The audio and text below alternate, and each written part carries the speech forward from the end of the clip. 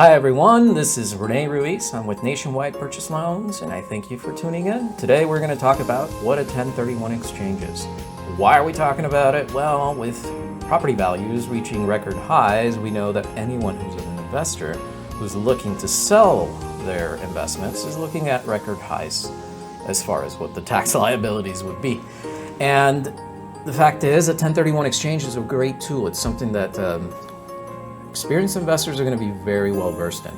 So you could even say this is kind of a investor 101 type of presentation. And the idea is that with a 1031 exchange, if you follow the rules, you can take your gains and protect them from being taxed. Let's say you have a rental property and you've had it for 5 years and it went up in value and you go and sell it and you have $300,000 in profit. Well, if you don't do a 1031 exchange, the IRS is going to take a piece of that. If you do a 1031 exchange, the IRS will not take anything out of the gains that you have from selling the property. You'll be able to transfer the entirety of those funds into your new investment. And the idea is you can build your real estate portfolio faster by not having the IRS take a bite out of each property as you move into a new investment. Also, legislation such as Prop 19 restricts other strategies that people were using to avoid having to pay taxes. And in my opinion, that kind of makes these strategies that are still around, like a 1031 exchange, that much more important. So, again, what is a 1031 exchange? It is when you swap one investment for another. And by the way, in my presentation, I've been talking in real estate terms, but the fact is you could use a 1031 exchange for different types of transfers. You could sell a business and use a 1031 exchange to not have to pay taxes. The name comes from the fact that it is written into Section 1031 of the Internal Revenue Code, which is kind of just a cool fact.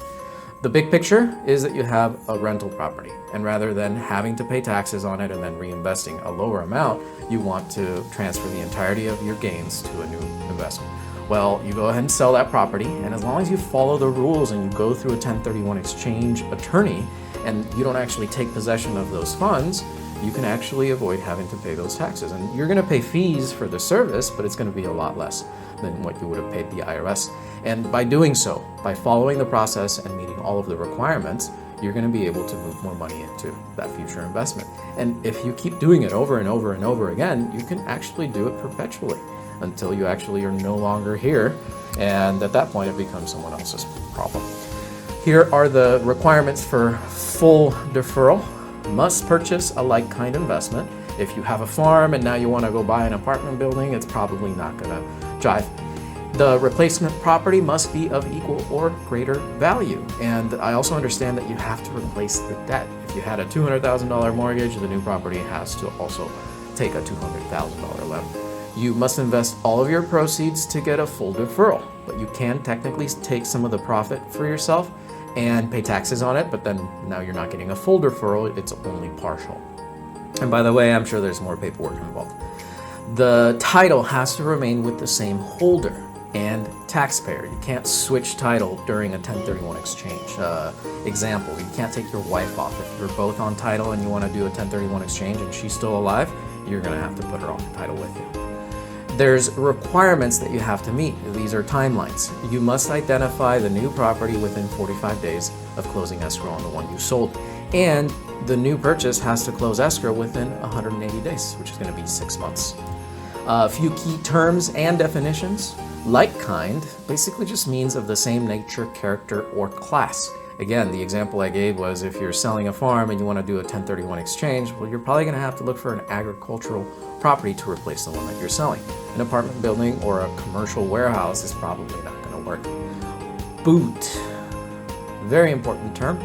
I said if you want to, you could take some of your profit and you'll have to pay taxes on it. At that point, you're not going to get a full deferral because you're paying taxes on that portion, but that's what it's called. When you take boot, that means that you're taking some of your money back out, and more than likely it's going to be taxed.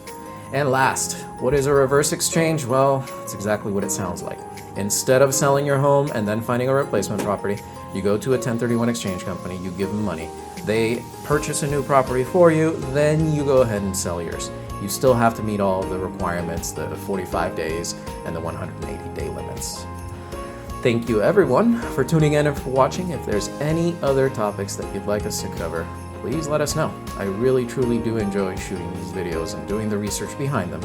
It makes me sharpen up too. Thank you for watching. Please don't forget to subscribe and have a wonderful day.